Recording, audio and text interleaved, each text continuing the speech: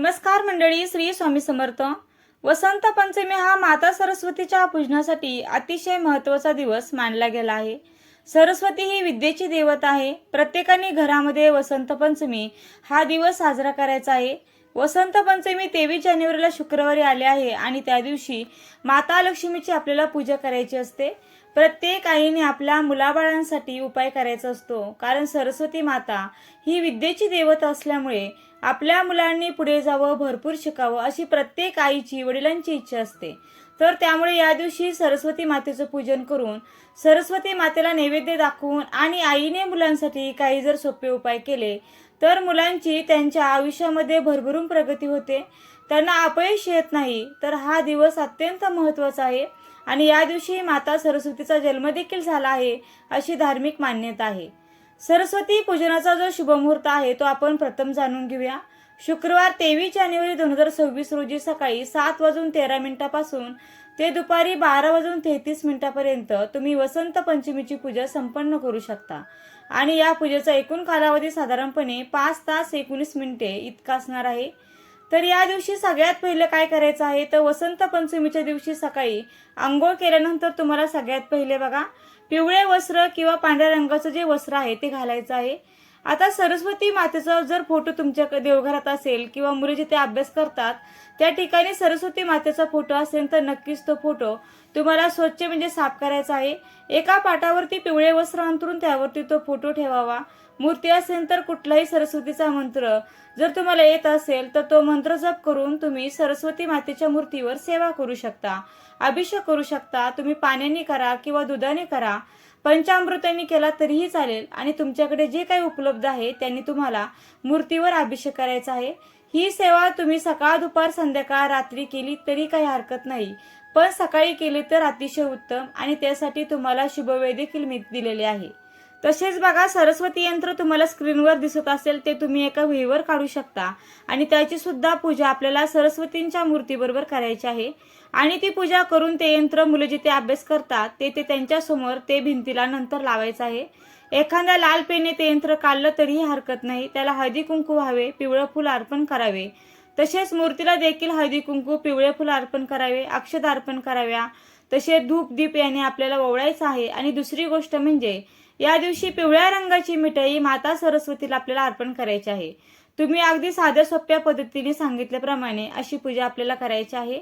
तसेच या दिवशी पुस्तकांची पूजा करावी। मुलांच्या अभ्यासाची पुस्तकं, पेन देवीसमोर ठेवावं आणि त्यांचे आशीर्वाद घ्यावेत। यानंतर देवी सरस्वती मातेच्या मंत्राचा जप करावा। ओम ऐं सरस्वती नमः या मंत्राचा 21 वेळा जप आपल्या मुलांसोबत करावा, ज्यामुळे मुलांची एकाग्रता आणि बुद्धीची वाढ होण्यास मदत मिळू शकेल।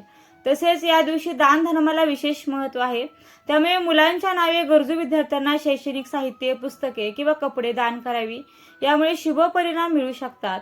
तसेच अध्ययनासाठी वसंत पंचमी हा दिवस खूप महत्त्वाचा मानला गेलाय, ही योग्य वेळ मानली जाते। त्यामुळे वसंत पंचमीच्या दिवशी मुलांना नवीन कौशल्य शिकण्यास प्रवृत्त करावे।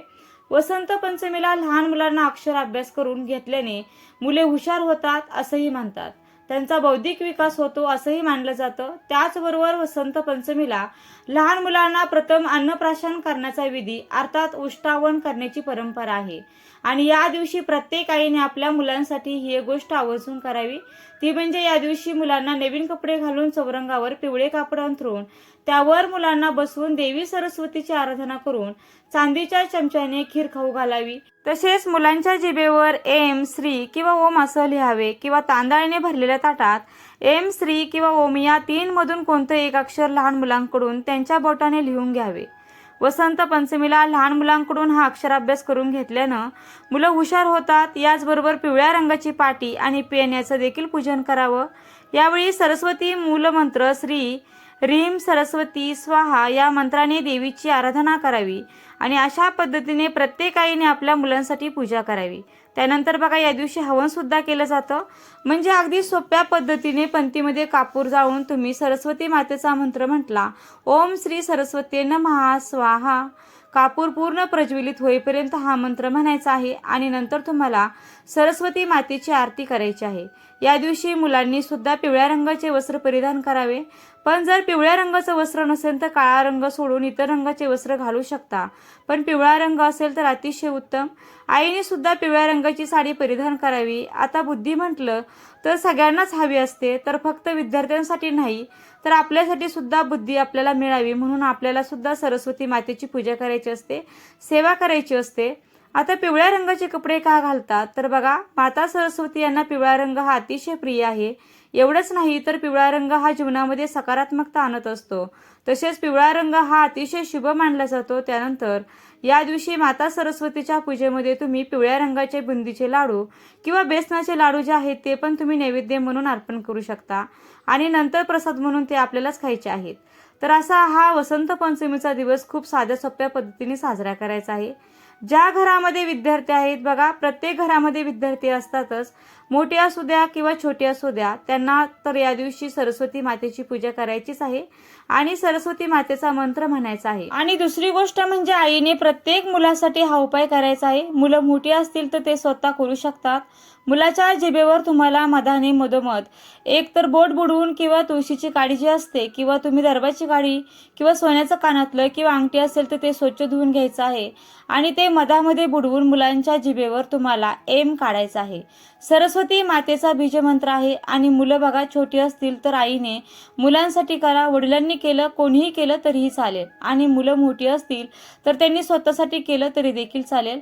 हा अतिशय प्रभावी उपाय आहे। मुलांची बुद्धी अतिशय तीक्ष्ण बनते, त्यामुळे मुलांच्या जिभेवर दर महिन्याच्या पंचमी तिथीला आणि त्यातल्या त्यात या वसंत पंचमीला तर तुम्हाला एम हा बीजमंत्र काढायचाच आहे। कारण जिथे विद्या आहे तिथेच त्या घराची सगळी प्रगती होत असते आणि प्रगती कोणाला नको असते, तर त्यामुळे आपल्याला जर आपल्या घराची प्रगती पाहिजे असेल तर सरस्वती मातेचा हा महत्त्वाचा दिवस नक्की तुम्ही साजरा करावा। आता दुसरी गोष्ट म्हणजे या दिवशी जेव्हा तुम्ही घरातल्या सगळ्यांनी आंघोळीच्या वेळेस पाण्यामध्ये चिमूटभर तुम्हाला आवर्जून हळद टाकायची आहे, तसेच गंगाजलाचे 2 थेंब देखील टाकायचे आहेत, तसेच उंबरठ्याला हळदीचं लेपन देखील आपल्याला या दिवशी करायचं आहे। आता या वसंत पंचमीच्या दिवशी कुठल्या गोष्टी आपल्याला आवर्जून करायच्या आहेत आणि कुठल्या गोष्टी ह्या टाळायच्या आहेत हे देखील आपण पाहूयात। तर बघा, सगळ्यात पहिले वसंत पंचमीच्या दिवशी आपल्याला सरस्वती मातेची पूजा ही आवर्जून करायची आहे। तसेच या दिवशी आंघोळ केल्याशिवाय काही तुम्ही खाऊ नका, पिऊ नका, पाणी वगैरे काही नाही। हा दिवस अत्यंत महत्त्वाचा आहे। आंघोळ झाल्यानंतरच तुम्हाला पाणी प्यायचं आहे आणि जे काय खायचं आहे ते देखील आंघोळ केल्यानंतरच खायचं वगैरे आहे। तसेच यानंतर या दिवशी झाडं वगैरे तोडायची नाहीत, तसेच पानं फुलं जे आहेत ते देखील या दिवशी तोडायची नाहीत। पूजेसाठी तुम्ही आदल्या दिवशीच फुले जे आहेत ती तोडून ठेवू शकता किंवा आणून ठेवू शकता। तसेच यानंतर वसंत पंचमीच्या दिवशी सरस्वती मातेला प्रिय असलेली पिवळ्या किंवा पांढऱ्या रंगाची कपडे तुम्हाला आवर्जून घालायचे आहेत, पण चुकून देखील या दिवशी काळ्या रंगाचे कपडे घालू नका। तसेच या दिवशी आपल्याला सात्विक आहार घ्यायचा आहे। या दिवशी मात्र मांसाहार, मद्यपान, व्यसन ह्या गोष्टी आपल्याला टाळायच्या आहेत। बघा, यानंतर दुसरी गोष्ट म्हणजे या दिवशी विद्येचा कुठल्याही प्रकारे आपल्याला अपमान करायचा नाहीये। बघा, पुस्तकाला वहीला पाय वगैरे लागला तर आपल्याला त्याचे पाया पडायचा आहे, नमस्कार करायचा आहे चुकून लागला म्हणून। तसेच पुस्तकावर, वहीवर, कुठल्याही विद्येच्या गोष्टीवर आपल्याला राग काढायचा नाही, त्याला फेकायचं नाहीये। बघा, यामुळे तुमच्या अभ्यासात प्रगती थांबेल, तुमच्या करिअरमध्ये प्रॉब्लेम येतील, कारण विद्या ही मोठी आपली प्रॉपर्टी असते। यानंतर कोणत्याही प्रकारचे वाईट शब्द या दिवशी बोलायचे नाहीये। यानंतर माता सरस्वतीची आपल्याला यथाशक्ती पूजा करायची आहे। सरस्वती मंत्राचा तुम्हाला जप करायचा आहे। कोणाचा अपमान करू नका, मोठ्यांचा अपमान करू नका, तसेच रागाराग, चिडचिड, शिवागाळ वगैरे या गोष्टी आपल्याला अजिबात या दिवशी नाही झाल्या पाहिजेत। तसेच खोटे देखील आपल्याला बोलायचं नाही। बघा, याही व्यतिरिक्त उच्च शिक्षणात यश मिळवायचे इच्छुक असणाऱ्यांनी आपल्या मुलांच्या हातून ब्राह्मणाला वेदशास्त्राचं दान करावं। या उपायाने सुद्धा मुलांच्या जीवनामध्ये सकारात्मक ऊर्जा येण्यास मदत मिळेल, शिवाय बुद्धीची वाढ होईल आणि शिक्षणाच्या मार्गावर यशस्वी वाटचाल होण्यास नक्कीच मदत मिळेल। तर आज आपण पंचमीच्या पवित्र दिवशी देवी सरस्वतीची पूजा का केली जाते आणि मुलांच्या उज्ज्वल भविष्यासाठी आईने कोणते उपाय करावेत याची सविस्तर माहिती घेतली आहे। शिवाय पंचमी हा दिवस ज्ञान, विद्या आणि बुद्धीचा विकास साधण्यासाठी अत्यंत शुभ दिवस मानला जातो, म्हणून या उपायामुळे मुलांमध्ये आत्मविश्वास, शिक्षणात प्रगती आणि जीवनामध्ये यश मिळवण्याचे मार्ग देखील मोकळे होऊ शकतात। तर वसंत पंचमीची ही अत्यंत महत्त्वाची माहिती मला तुमच्यापर्यंत पोहोचवायची होती. माहिती आवडली असेल तर व्हिडिओला नक्की लाईक करा आणि जास्तीत जास्त व्हिडिओ शेअर करा. आपल्या चॅनलवरती नवीन असाल तर सबस्क्राईब करायला मात्र विसरू नका. व्हिडिओ शेवटपर्यंत पाहिल्याबद्दल अगदी मनापासून तुमची खूप खूप आभारी आहे. धन्यवाद. श्री स्वामी समर्थ. जय जय स्वामी समर्थ. रामकृष्ण हरी. जय जय रामकृष्ण हरी. ओम नमो भगवते वासुदेवाय नमः.